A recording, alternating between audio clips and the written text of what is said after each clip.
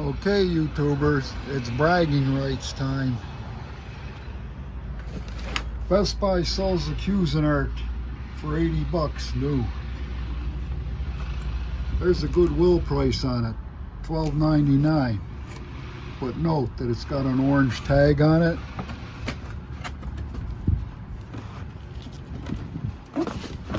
And also note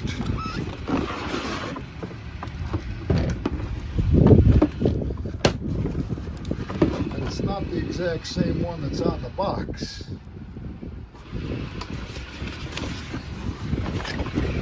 And the thing that holds the water filters broke. But I don't use a stinking water filter. But lo and behold, they got a water filter holder in there, which I'm not going to use.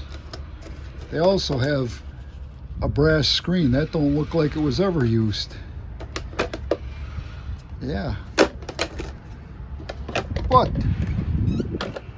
me no buts here. Get back in there, bastard. What I do with my price tag here?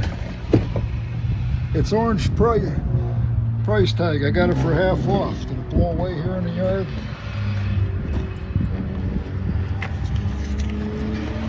Almost got away from me.